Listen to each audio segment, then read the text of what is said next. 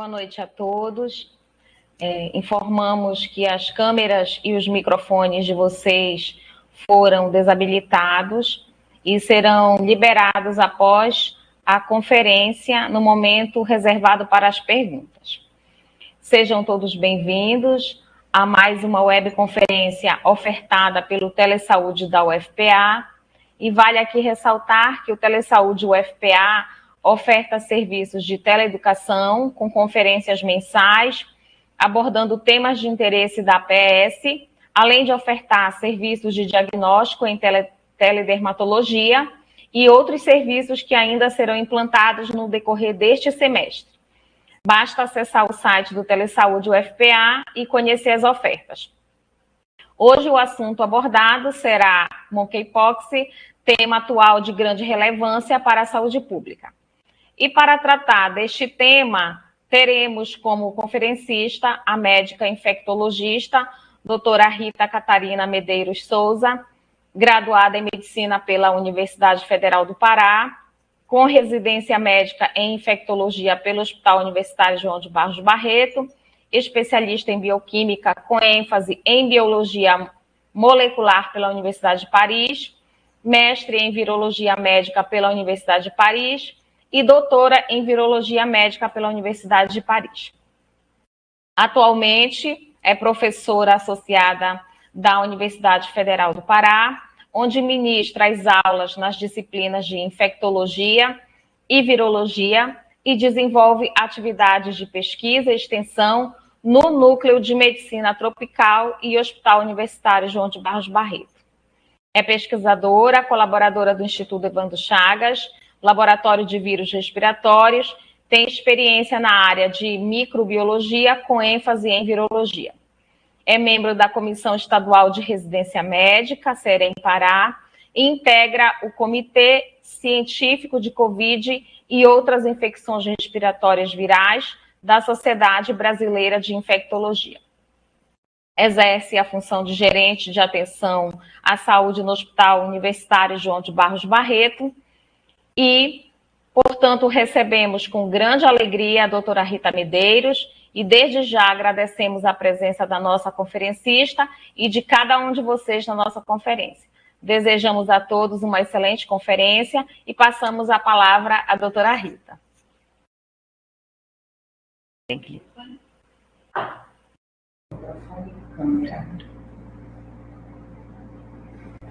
Start share, né?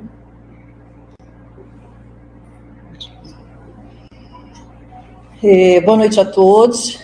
Primeiramente, queria agradecer, obrigada, Cleidiana, pela introdução, e agradecer o convite de toda a equipe, uma equipe grande aqui, que está aqui com a gente no estúdio da Telesaúde da Universidade Federal do Pará. Então, agradeço a oportunidade, agradeço por poder compartilhar um pouco do que a gente vem aprendendo ao longo desses meses, mais sobre Monkeypox. Para mim não é uma novidade que tenha emergido dessa forma. A gente já falava em Monkeypox como um dos vírus emergentes com ameaça para a população humana mundial.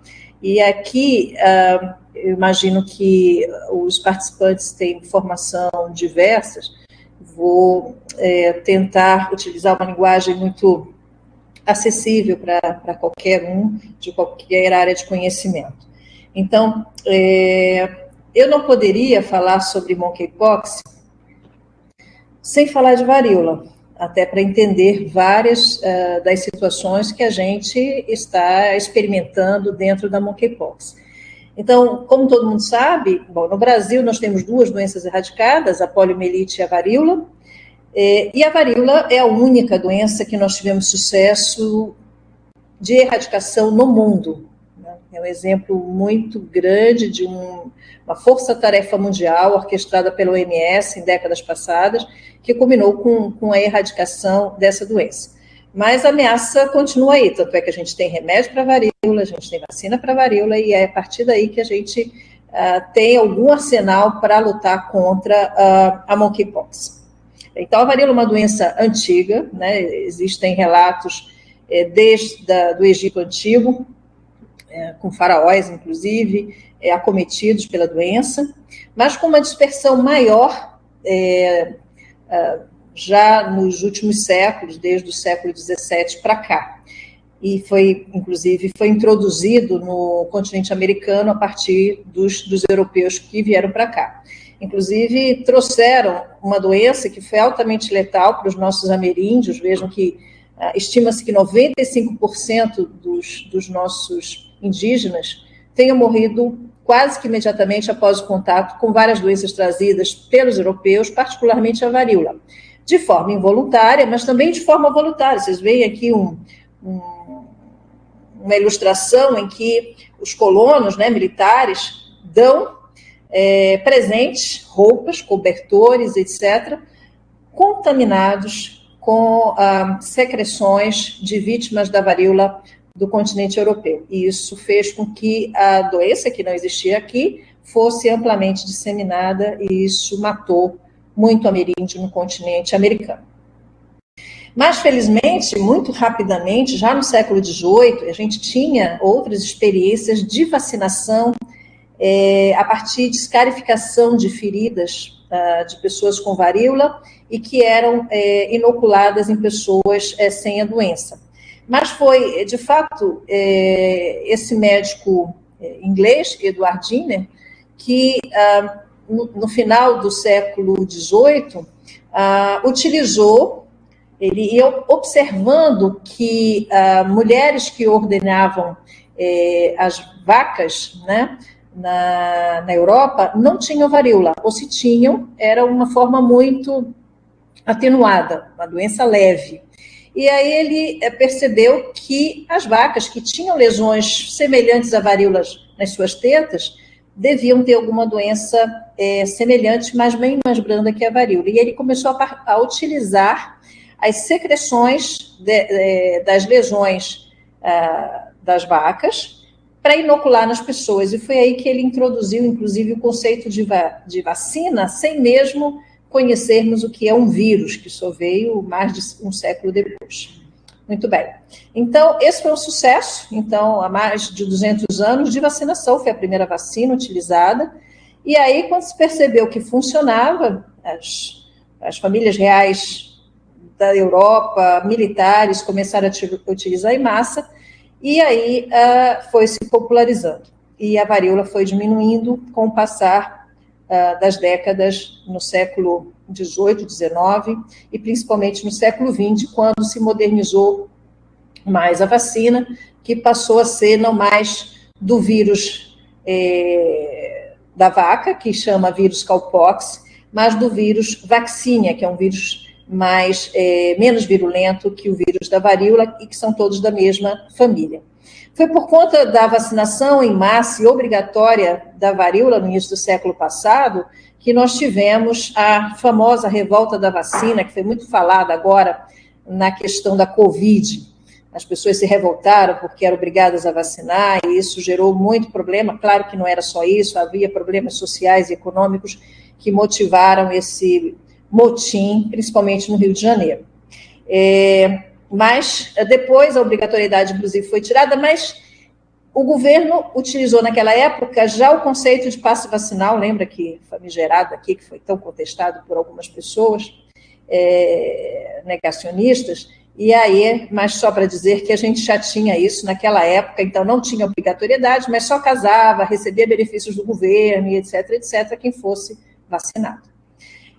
Então, a vacina da varíola se popularizou, aqui imagens da Europa, dos Estados Unidos, da antiga União Soviética, e a OMS lança, então, na década de 50, uma grande campanha de vacinação em massa mundial. E aí a vacina tinha que chegar em qualquer vilarejo nos 4 cantos do mundo.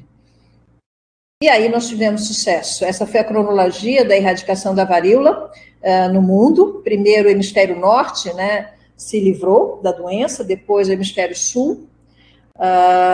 O Brasil também aderiu de forma importante, principalmente na década de 60, quando era obrigatório ou havia uma campanha em massa de vacinação de todo mundo. Os mais velhos devem se lembrar que a gente descia dos ônibus e tinha uma pistola esperando por nós para vacinação, foi para a varíola, foi para outras vacinas posteriormente. E aí a vacina, né, a vacina contra a varíola foi o primeiro passaporte vacinal instituído na história. E alguns de vocês talvez tenham essa marca no braço esquerdo, no direito é a BCG, no esquerdo é a da varíola. Especialmente as pessoas, com certeza as pessoas acima de 50 anos e algumas de 40, mais de 45 também têm dupla marca, se tomou as duas vacinas. Né? E no Brasil, então, a varíola foi erradicada em 1971. No mundo, esses foram os dois últimos casos, uma mulher em Bangladesh, em 1976, uma criança, na verdade, e um homem na Somália, em 1978. Vejam que antes da vacinação em massa contra a varíola, quase 30% dos infectados, é muito virulento o vírus da varíola, morriam, o que totalizou mais de 300 milhões de vítimas no século XX. Então, era uma doença realmente muito letal e que nos causou muito problema. Essa, então, foi a cronologia. Primeiro, Estados Unidos e Europa se livraram da varíola. Posteriormente, a América do Sul. No Brasil, nós tivemos últimos casos no Rio de Janeiro, em 1971. E, por último, Ásia e África. Né? E aí, em 1980, a OMS declara finalmente o mundo livre da varíola. Depois nós tínhamos pretensões com a poliomielite, que até hoje não se concretizou. Muito bem. Mas aí, o vírus saiu de circulação, parou de causar doença, mas os laboratórios reivindicaram guardar os vírus para estudos que foram muito importantes, porque era um vírus que tinha uma relação bem curiosa com o sistema imunológico, etc. E aí tinha uma data para que os laboratórios, alguns laboratórios cadastrados pela Organização Mundial de Saúde, pudessem trabalhar, fazer pesquisa com o vírus. E esse acordo deveria, não sei exatamente o ano, mas era na década de 90, esses laboratórios deveriam destruir esses estoques de vírus da varíola. E aí, não destruíram, e nós descobrimos, já no século XX, que outros laboratórios, um na Sibéria, outro nos Estados Unidos, laboratórios que não estavam cadastrados no sistema da OMS, tinham também estoques do vírus da varíola. E aí chega o 11 de setembro, né? E aí se começa a falar de forma mais importante sobre bioterrorismo. Antrax, mas também o vírus da varíola. Não se sabia em que mãos esse vírus, que já não circulava mais e boa parte da população não era vacinada, em que mãos estava o estoque desses vírus. Então, por isso, vários países, especialmente os Estados Unidos, mantiveram estoques de vacina e vacinavam seus militares, mesmo na primeira e segunda década do século XXI, esperando que pudesse acontecer algum ressurgimento do vírus da varíola, seja escape de laboratório, seja liberado por terrorista. E por isso nós temos alguns avanços, né? Nós não estamos desprovidos de alguns instrumentos para combater monkeypox. Então, a varíola saiu de circulação, mas nós temos outros vírus da mesma família, do mesmo gênero, que são os ortopoxivírus, que são o vírus vaccinia, que é inclusive utilizado na vacina, o cowpox, né, que normalmente causam doença branda, mas em imunodeprimidos podem causar doenças mais graves, e o monkeypox. E a história do monkeypox é muito curiosa. Todos esses vírus, cowpox, o vírus também dos equinos,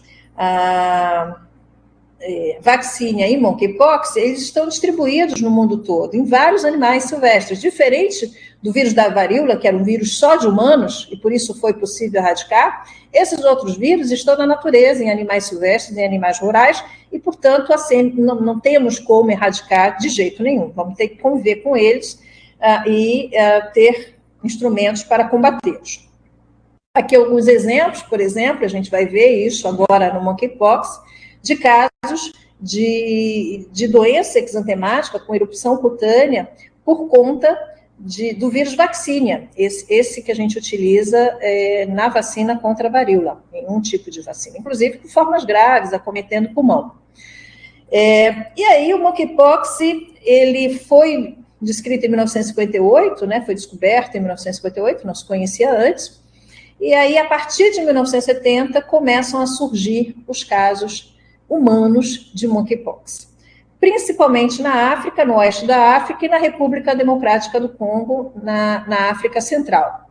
E nas últimas décadas, de vez em quando, um surto fora do continente africano, no Reino Unido, nos Estados Unidos, em alguns países asiáticos, e isso vem preocupando, né?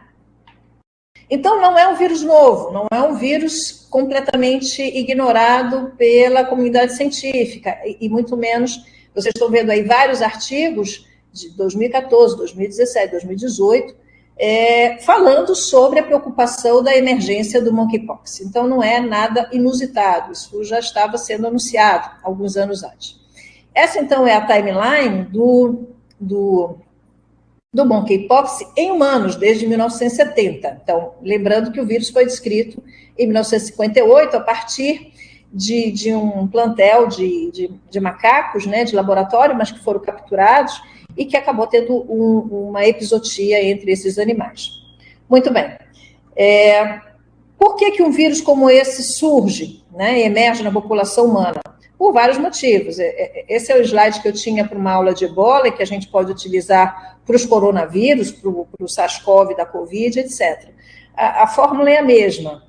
Fome, problema social, guerra civil, desmatamento, mudança climática. E no caso do vírus monkeypox, tem um marco importante. Por que ele não existia antes e agora vem aumentando o número de casos humanos? Por conta da diminuição da imunidade de rebanho, das pessoas vacinadas contra a varíola. Então, a vacinação contra a varíola nos protegia contra o monkeypox. A partir do momento que paramos de vacinar contra a varíola, e as pessoas nasceram, e as pessoas, como vocês, todo mundo que tem menos de 40 anos não tem vacina contra monkeypox, ou contra a varíola, e, portanto, está suscetível mais suscetível a esses vírus, esses ortopoxvírus, como o monkeypox. Então, vírus da varíola, monkeypox, pertencem à família Poxviridae, do gênero ortopoxvírus. A espécie é monkeypox. É um vírus grande, de genoma muito grande, de quase 200 quilobases. Ele é praticamente do tamanho dos herpes vírus, que são vírus também de genoma DNA. Para vocês terem uma ideia, o HIV ele tem 9.000 pares de base, enquanto que esses vírus têm 20 vezes mais. Então, eles são muito mais complexos, não conhecemos tudo, são muitas proteínas, as interações celulares são bem mais complexas, a gente está longe de conhecer tudo. E o monkeypox, quanto à sua variabilidade genética, é um vírus DNA, por ser DNA é um vírus bem estável, não é que nem o vírus da Covid, que vai mutar o tempo todo, surgir novas variantes, não é, estamos longe disso, mas ele tem duas variantes importantes, que são os vírus do oeste da África, que são vírus menos virulentos, e vírus da África Central. E esse vírus que está circulando, né, em vários países e continentes, geneticamente, filogeneticamente, está agrupado com os vírus do oeste da África. Portanto, é um vírus mais atenuado, com uma letalidade bem menor. Diferente dos casos de monkeypox que nós temos na África Central, onde a letalidade é em torno de 10%. Bem, então, o monkeypox é um ortopoxvírus zoonótico. A origem dele não se conhece absolutamente tudo, podemos ter outros animais envolvidos, mas eles são essencialmente pequenos roedores lá do continente africano. Talvez existam em outros locais. Então, nesse contexto, é importante frisar que o primata não humano, o macaco, ele não é a origem do problema, né? São vírus que estão na natureza, que vivem em harmonia com os animais silvestres. Então, eu vou provocar mais na frente, esse nome monkeypox, ele está sendo questionado, e a OMS e o ICTV, que é o Comitê Internacional para a Taxonomia Viral, estão sendo pressionados para tentar mudar o nome do vírus e o nome da doença. Muito bem. Então, está aqui a minha provocação. Eu não uso o termo varíola do macaco, por 2 motivos. Primeiro, que as pessoas estão taxando tudo de varíola, e varíola não existe mais. A varíola foi erradicada, embora seja uma doença semelhante. Não é a mesma coisa, né? Chikungunya e dengue são muito semelhantes, mas são doenças que a gente chama, são diferentes, né? Tem suas particularidades. Então, não é varíola. E eu me incomodo que as pessoas, e a varíola, e a varíola? Gente, a varíola morreu já faz 40 anos, não existe mais. Existe risco até de voltar por escape de laboratório. E o segundo erro é que o vírus não é oriundo dos primatas não humanos. Então, existe sim uma pressão para a mudança do nome da doença e do vírus. Então, a varíola teve sucesso em erradicação, monkeypox não teremos. Teremos que conviver com ela, porque os animais silvestres estão aí e a coisa só tende a piorar à medida que o homem avança, né, no ambiente silvestre, destruindo esse ambiente com possibilidade de contato mais estreito com os animais silvestres. E monkeypox, coronavírus, vírus de febre hemorrágica, tudo passa por essa mesma lógica. Muito bem. Então, aqui são as zonas endêmicas, né, para a circulação do monkeypox, para casos humanos, o oeste da África, com a cepa do oeste da África, e a África Central. Bom, e a coisa foi aumentando ao longo do tempo, né, aqui os casos, algumas dezenas de casos nos anos 70, nos anos 80 já passa, por exemplo, na República Democrática do Congo para mais de 300, nos anos 90 mais ainda, nos anos 2000 para milhares de casos, e mais recentemente 18 mil casos só na República Democrática do Congo, de 2010 a 2019. Então, já é um problema que vem crescendo e muito nos últimos anos, na África. E, obviamente, vocês estão vendo aí a curva, né, de 1980 até 2019, o quanto explodiu o número de casos de monkeypox, casos humanos, no continente africano.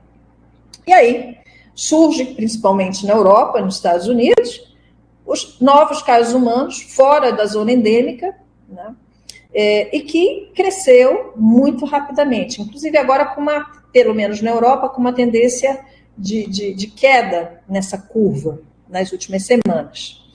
E com um aumento muito rápido do número de casos, com milhares de casos sendo notificados, certamente muitas subnotificações, a OMS, no dia 23 de julho, declarou o monkeypox como uma emergência internacional, né, de interesse internacional.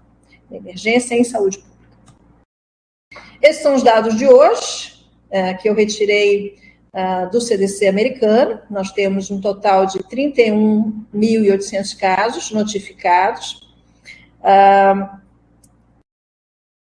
31.400 em países fora do continente africano e 375 casos nos países do continente africano, na área endêmica. Nós temos 89 países já que notificaram os casos de monkeypox. Então, os países mais acometidos, os continentes mais acometidos são a Europa e o continente americano. Esses são os dados da Europa, os dados do dia 8, 13 mil casos, quase 14 mil casos, a maioria deles na Espanha, na Alemanha e na França. Nos Estados Unidos vem crescendo muito rapidamente, nos dados de ontem, do dia 9, quase 10 mil casos só nos Estados Unidos. Então, é um número muito grande e com um aumento muito rápido, e obviamente isso preocupa. No Brasil, o Ministério da Saúde lançou uma nota ontem, dia 9, confirmando 2.100 casos, já em 20 estados e mais o Distrito Federal, com a imensa maioria desses casos tendo sido notificados no estado de São Paulo. Mais de 1.500.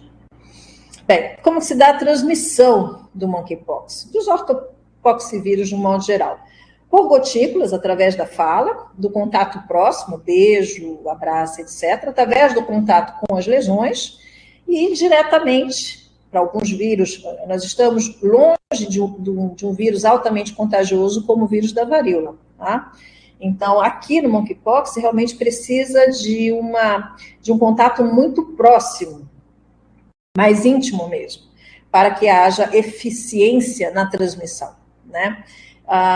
E aí também, obviamente, há a possibilidade de transmissão indireta através de uso de objetos pessoais, especialmente roupas, lençóis, toalhas, etc. E também há a transmissão da mãe para o seu filho, intrauterina ou no contato próximo logo após o parto. Isso é um problema. Então, a transmissão interhumana do monkeypox se dá pelo contato direto com a erupção cutânea e diferente da catapora, quando a gente diz que quando está em crosta não se transmite mais, aqui a fase de crosta ainda é uma fase transmissível da doença. Inclusive, o que prolonga muito o período de isolamento desses pacientes, porque a gente tem que isolar até a queda completa das crostas, e isso pode levar de 21 a 28 dias. Imagina as pessoas ficarem isoladas um mês, a gente já não suportava ficar 10 dias com a Covid, imagina um mês com monkeypox. Então, é uma situação mais crítica. Através das secreções respiratórias, né? Quando você está numa proximidade estreita aí, face a face. Já falei, contato com roupas, lençóis, toalhas, as grávidas, e pelo perfil que vem se desenhando, é lógico que a monkeypox é sim uma doença frequentemente sexualmente transmissível, uma infecção sexualmente transmissível, frequentemente, mas não exclusivamente. Então, nada de aceitar clichê de que é uma transmissão sexual exclusiva e exclusiva de um segmento populacional que vem se desenhando aí, que está se combatendo bastante nos Estados Unidos e que, infelizmente, no Brasil a gente já começa a ouvir falas homofóbicas, como se viu na questão da AIDS, que a gente precisa combater. Muito bem. Pela OMS, a definição de caso suspeito é qualquer pessoa, qualquer sexo, idade, que esteja num país não endêmico para monkeypox e que apresente um raste cutâneo agudo inexplicável. E mais alguns sintomas prodrômicos, né, que iniciam um quadro de febre, dor de cabeça. O que diferencia muito da varíola é que no monkeypox, frequentemente, nós temos os gânglios aumentados aqui no pescoço, ou seja, linfadenomegalias, que a gente não vê na varíola, e outras doenças semelhantes, com raste, com vesícula, etc.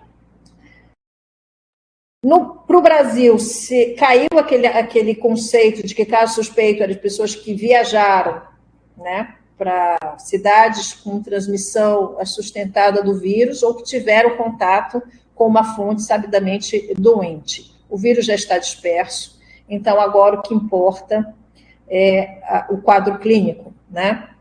E aí o caso suspeito para o Ministério, colocado como definição pelo Ministério da Saúde aqui no Brasil, é o indivíduo de qualquer idade que apresente início súbito de lesão em mucosas e ou erupção cutânea aguda, sugestiva de monkeypox, a gente vai ver várias fotos aqui, não é fácil. Única ou múltipla, então não necessariamente tem que estar disseminado no corpo, pode ser bem localizada, só na boca, só na genitália, só nas mãos, enfim. Em qualquer parte do corpo. Às vezes pode haver uma manifestação de proctite, tá, com dor perianal, dor anorretal, sangramento anal, por exemplo, ou edema no pênis, edema de vulva e outras manifestações. Tá? O caso provável é aquele suspeito com a comprovação laboratorial, e o que nós temos hoje, o que se faz hoje, basicamente, é a detecção do DNA do vírus nas lesões cutâneas ou de mucosa. Desculpa, o caso confirmado. E o descartado, se o teste de DNA, né, de PCR, para detecção do DNA do monkeypox for negativo, o caso será descartado. Muito bem. Então, o que chama atenção é esse rash com erupção cutânea, a gente já vai mostrar, e ajuda quando tem linfadenopatia cervical detectável. As lesões acometem palma e planta, né, que algumas outras doenças poupam essas regiões. O período de incubação, em média, é de 6 a 13 dias, mas pode ir até 21 dias, segundo a OMS. E o período de transmissão pode durar até 4 semanas, depende da queda das crostas das lesões. Tá? Muito bem. Então, eu vou passar para não me alongar, mas essa evolução da lesão, né? Começa com uma mancha, uma mácula, evolui para a pápula, uma lesão elevadinha, muitas vezes umbilicada, e aí evolui para vesícula, pústula e crosta. Muito semelhante ao que a gente vê principalmente na catapora, na varicela. Tá? Aqui, imagens mais de perto, a vesícula, pequena pústula, às vezes a lesão fica umbilicada, ela ulcera, pode ulcerar, e aí vai confundir com um monte de coisa, forma crosta, e aí até que a crosta cai, é quando o paciente potencialmente deixa de ser transmissor. Então, a evolução é muito semelhante à varíola do smallpox, em termos de evolução das lesões cutâneas. Então, aqui algumas outras imagens, né, de lesões, pode ser variada, por isso pode confundir. Quem mais vai ter experiência são os dermatologistas, mas os dermatologistas não estão nas urgências e emergência, eles não estão nas unidades de saúde da família, eles estão, né, numa retaguarda, e aí a população mesmo vai chegar nas urgências, no posto de saúde, e eventualmente poucos casos serão internados. Então, aqui tem vários artigos descrevendo poucos casos, as casuísticas são sempre pequenas, esses primeiros artigos publicados nas últimas semanas. Esse aqui foi publicado no mês passado, foi em junho, de 4 homens, né, descrevendo as lesões, a maioria deles, então, com lesões em pele, mas principalmente lesões em genitália, perianal, pênis, bolsa escrotal, às vezes na virilha. Mais lesões, vejam como não é simples. Tem região palmar, na região perianal, pênis, com úlcera, ou a lesão umbilicada lá, com inflamação aqui anorretal, secretiva, isso causa dor. Mais lesões. Então, para quem é aí da medicina, que tiver um olho experiente, logo, por exemplo, essa lesão aqui de baixo, com várias pápulas, linfonodos, nos faz pensar em linfogranuloma venéreo, algumas úlceras vai pensar em sífilis, outras lesões em herpes. Então, realmente não é simples fazer esse diagnóstico clínico. Né? A gente muitas vezes vai precisar, para a confirmação, aliás, para notificar como caso confirmado, vai precisar do teste molecular, e esse teste molecular ele está se difundindo cada vez mais e tem que se tornar mais acessível. Então, nesse artigo, todos os casos têm lesão cutânea. O segundo sintoma mais importante referido é a febre, e aí os demais, vejam que linfadenopatia, né, os gânglios cervicais, é bem frequente, mais da metade dos casos. Algumas outras imagens, aqui bem exuberante, em pés e perna, no rosto, mas aqui são casos de monkeypox da África Central, com a cepa da África Central, na República Democrática do Congo, que são casos bem mais graves do que a gente está vendo com esses casos fora da África.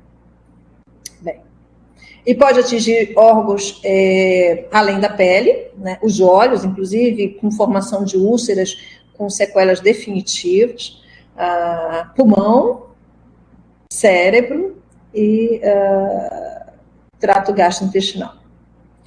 Bem, desmistificando um pouco que seja doença exclusiva de homens que fazem sexo com homens, que algumas mídias e políticos vêm veiculando, o vírus pode atingir qualquer pessoa, de qualquer sexo, de qualquer idade. Aqui é um caso em criança, de um menino de 10 anos, lá da Holanda, cuja fonte não foi identificada e que também não teve casos secundários, assim, pouquíssimas lesões, né? Quem é que vai desconfiar? Chega um menino de 10 anos com essas lesões de pele, tem que ficar muito atento. Se pensou, obviamente, em outras possibilidades. Se tratou como dermatomicose, e até que se tratou como impetigo, que é algo comum de confundir, até que se pensou, não, pode ser monkeypox, e aí fizeram o diagnóstico molecular. E se encontrou o vírus, né, não só nas vesículas, mas também na garganta,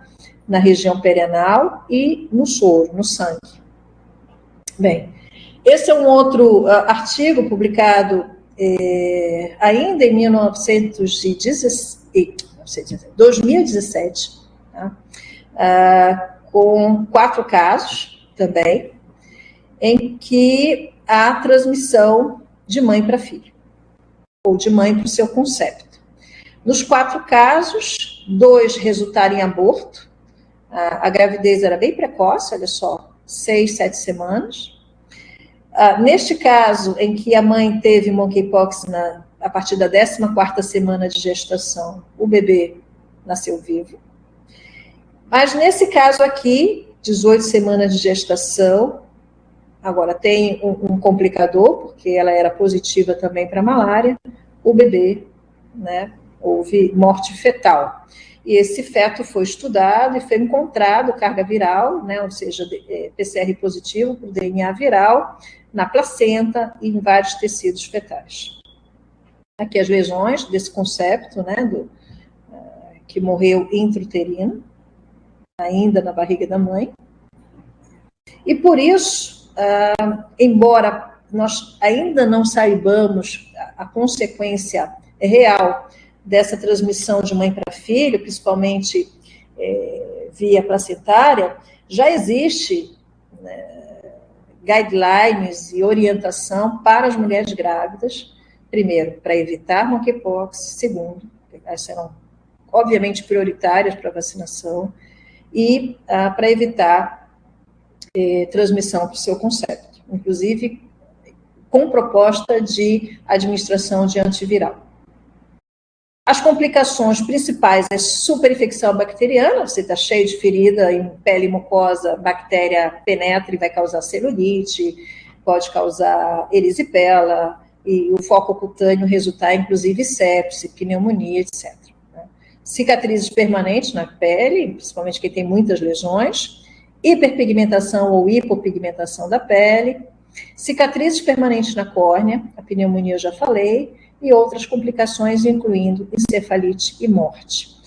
A letalidade por esse vírus que está circulando no mundo, para vírus semelhantes da África Central, a letalidade lá na África era em torno de 3%, 3,6%. E ela é maior em crianças pequenas e pessoas que vivem com HIV. Na África Central, a letalidade é de 10%, mesmo assim bem menor do que a letalidade por varíola, que era em torno de 30%, muito maior. O diagnóstico diferencial, ele, em primeiro lugar, com certeza com a varicela, mas também com zoster disseminado, com herpes, com infecções, com lesões causadas pelo vírus vaccinia e cowpox, nós temos, que a gente nunca ficou atento para isso, sífilis e muitas outras doenças, incluindo sarampo, a erupção associada a drogas, doenças bolhosas autoimunes e por aí vai. Infecções bacterianas da pele, como impetigo, eu mesma já vi 2 casos de impetigo que chamaram pensando ser monkeypox. Então, varicela é uma possibilidade, né? E aí, nesse artigo, eles colocam como importante também fazer o teste molecular para chickenpox, né, o vírus da catapora, o vírus da varicela. Não é simples diferenciar monkeypox de varicela, algumas coisas chamam a atenção, né? Normalmente, no monkeypox, você tem uma homogeneidade de lesões no mesmo segmento do corpo, enquanto que a varicela, você tem lesões heterogêneas, com vesículas, já com outras em fase de crosta, etc., que a gente não observa muito essa heterogeneidade no monkeypox. E, mais uma vez, uma das coisas que diferencia bastante é a linfadenopatia, que a gente vê em mais de 50% dos casos de monkeypox. Aqui alguns dos diagnósticos diferencial, molusco contagioso, por exemplo, olha só, com lesão umbilicada, que vai confundir com monkeypox, impetigo, esse foi um caso que eu vi no hospital aqui de Belém, que era impetigo porque eu sabia que era uma doença por estafilococcus, com estafilococcus aureus tendo sido detectado na hemocultura desse paciente. E aí, por essa dificuldade, né, para a maioria dos médicos, de fechar um diagnóstico clínico, existe hoje até proposta de aplicativos que a gente coloca no celular e que você fotografa as lesões e aí pode nos dar um retorno mais assertivo do que se é monkeypox ou não. Por ser transmitido por via oral, por gotículas, e eventualmente por aerossol em situações de paciente grave, internado em UTI, que precise fazer procedimento de aspiração, aí nós precisamos de isolamento respiratório, normalmente é isolamento com máscara cirúrgica, porque a imensa maioria dos casos é por gotícula, e isolamento de contato, porque o contato com a pele, com a lesão, pode transmitir o vírus. Então, a gente tem que estar paramentado, usando luvas, avental, óculos, se for necessário. E pacientes graves, que precisem de procedimento de aspiração, há o risco de transmissão por aerossol, e aí a máscara N95 tem que ser utilizada. Esse paciente tem que ser imediatamente isolado quando chegar numa emergência, né, numa unidade de pronto-socorro e que for suspeitar de monkeypox. Ele precisa colocar uma máscara imediatamente e ser deslocado para o setor de isolamento até o destino final dele, se vai mandar para casa, se vai internar e etc. Esse é o fluxo que toda unidade de saúde tem que estabelecer. Então, já coloquei, não usar o termo varíola do macaco. Eu sou adepta de que precisamos mudar o nome. O o diagnóstico, vocês viram que a gente pode detectar o vírus em vários espécimes clínicos, mas classicamente a gente obtém um swab da lesão, ou da secreção lá da vesícula ou pústula, ou se está em fase de crosta, você escarifica, você retira essa crosta e manda várias amostras desse swab, que é o swab seco, você não tem nenhum meio de transporte, passar o cotonete, fazer o swab, botar no recipiente e mandar para o laboratório de referência, no nosso caso via LACEN, e é feito fora esse diagnóstico de biologia molecular. Em breve, com certeza, o LACEN vai estar fazendo, o Evandro Chagas já está fazendo, e os laboratórios privados, provavelmente a expectativa é que a ANS coloque como um exame necessário no rol de diagnóstico, de testes laboratoriais. Mas o vírus, ou o DNA do vírus, não é detectado só na lesão, não. Posso fazer swab de orofaringe, posso colher sangue, swab retal, a urina, vejam só, tem alguns dados aqui, eu acho que esse aqui é mais importante, de coleta de material da saliva, do swab retal, nasofaringe, do sêmen, da urina e das fezes, com detecção do DNA viral em todos esses espécimes clínicos, mostrando aqui particularmente esse paciente com positividade para todos os espécimes clínicos no 16º dia de doença. Então, não está só na pele, está no sangue, etc. Agora, o que isso representa de risco de transmissão, o fato de ter sido detectado no sêmen, significa que o sêmen é o transmissor, por via sexual ou se é realmente o contato íntimo com as lesões que estão ali na mucosa e na pele. Outro caso, né, de uma série de casos, aqui olha só, antes do atual, né, em 2018, 2019, 2021, com detecção do DNA do monkeypox no sangue, no suave de garganta e na urina. Bem, para conhecer fluxo, saber as regras, definição de caso, todo o fluxo como deve ser feito, como o Ministério da Saúde já lançou esses 2 documentos que, obviamente, vocês devem consultar na hora de preparar toda a estratégia de vocês nas unidades de saúde, seja pública ou privada. Em termos de tratamento, a gente tem já um primeiro artigo que saiu da experiência do Reino Unido, utilizando 2 antivirais que estão aí, que foram feitos para o vírus da varíola, que é o Tecovirimat e o Brincidofovir. Bom, os resultados não são muito conclusivos, porque a gente não sabia naquela época a dinâmica de carga viral e persistência de carga viral. Então, apenas como curiosidade, qual foi o dia que foi administrado o antiviral e como se comportou a carga viral a partir daí. A gente não sabe se foi realmente o antiviral que teve um papel importante em reduzir a carga viral ou se já era o momento dela cair nos mais diversos espécimes clínicos. Então, essas 2 drogas, elas não são novas. O Brincidofovir, ele foi licenciado pelo FDA em 2021 para tratamento da varíola, por isso que eu falei da varíola no início o que eu estou falando? Porque foi feito para a varíola, se a varíola foi declarada erradicada em 1980, porque ainda tem vírus de varíola por aí. E aí, por tabela, esses antivirais, eles vão servir também para outros ortopoxivírus, incluído o monkeypox. O outro antiviral, o Tecovirimat, ele foi aprovado já em 2018, então antes do Brincidofovir, e ambos são usados tanto para adulto como para criança.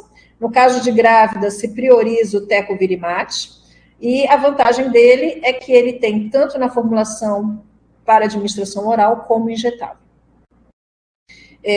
Ambos, no caso do Brincidofovir, ele é o inibidor de polimerase, de DNA polimerase, ele é uma prodroga do Cidofovir, que é um antiviral que a gente já usa para o citomegalovírus, que é outro DNA vírus, né? E que são usados para outros vírus emergentes que têm genoma de DNA. O Tecovirimat é um inibidor de uma proteína do envelope viral. Quanto à vacina, nós temos 2 já aprovadas pelo FDA, lembrando que nem os antivirais, nem essas vacinas passaram ainda por aprovação pela Anvisa, embora o governo tenha anunciado que vai comprar, eu não sei, 20 e poucas mil vacinas, não sabemos quais serão os grupos prioritários, talvez profissionais de saúde, crianças, enfim, não sabemos exatamente qual será o grupo que receberá inicialmente essa vacina, mas já existem 2, e essas 2 foram feitas para a varíola. Né? A CAN 2000, ela é uma vacina do vírus feita com o vírus vaccinia, vivo, né? Mas é um vírus menos virulento que, infinitamente menos virulento que o vírus da varíola, e era ele que vinha sendo usado em outras versões da vacina, e mais recentemente, que a gente chama, tem outros nomes, né, Invamune ou Invanex, que é o Dinhos, que é uma vacina do vírus da varíola atenuado, ok? E que ela já tem estudos não só para a varíola, como também para a monkeypox. Lembrando que como não tem varíola circulando, a maioria desses estudos foram feitos em animais de experimentação. Monkeypox, se não, para em vida real, principalmente na África. Então, é preciso que a gente fale mais, né, que se divulgue quais são os sintomas, para que as pessoas consigam suspeitar que elas possam ter monkeypox, procurem atendimento da equipe de saúde e orientação o mais rápido possível. A imensa maioria dessas pessoas vão ser acompanhadas em nível ambulatorial, domiciliar, elas deverão ficar isoladas no domicílio. Um pequeno percentual vai precisar internar, e tem que ser mantido em situação de isolamento também, né?